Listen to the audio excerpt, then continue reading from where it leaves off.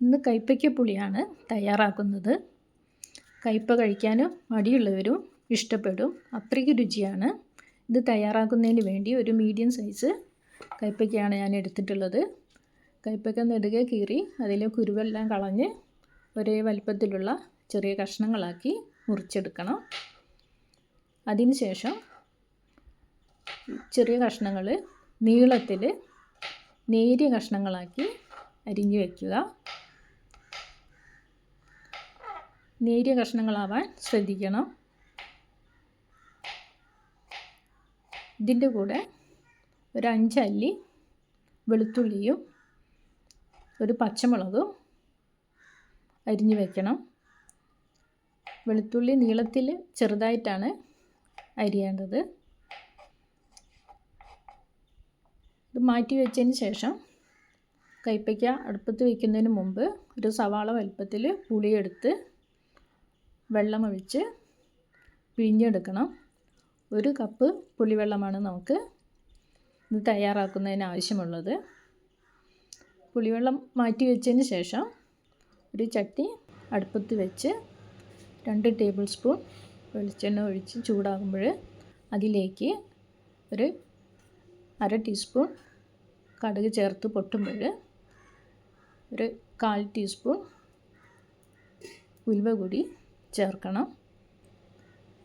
പൊട്ടിക്കഴിയുമ്പോൾ അതിലേക്ക് അരിഞ്ഞു വെച്ചിരിക്കുന്ന കയ്പ്പയ്ക്ക ചേർത്ത് അല്പം കറിവേപ്പിലയും കൂടി ചേർത്ത് നന്നായി ഇളക്കുക.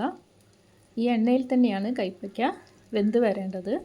അതിനാൽ ഇടയ്ക്കിടയ്ക്ക് ഒന്ന് ഇളക്കി കൊടുക്കണം.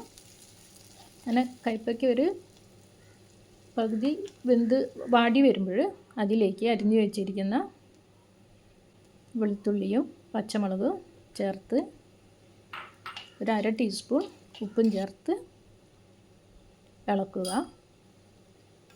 വീണ്ടും എണ്ണയിൽ കിടന്ന് ഒന്നുകൂടി വെന്ത് വരണം. അങ്ങനെ ഒരു ഇളം ബ്രൗൺ നിറത്തിലാവുമ്പോൾ അതിലേക്ക് ഒരു 1/4 ടീസ്പൂണ് മഞ്ഞൾപ്പൊടിയും തീ ലോ ഫ്ലെയിമിലേക്ക് മാറ്റേണ്ടതാണ്. 1 ടീസ്പൂണ് മുളക് പൊടിയും ചേർത്ത് ഒന്ന് ചൂടാക്കുക. ചൂടായി വരുമ്പോൾ അതിലേക്ക് നമ്മൾ മാറ്റി വെച്ചിരിക്കുന്ന 1 കപ്പ് പുളിവെള്ളം ചേർക്കുക.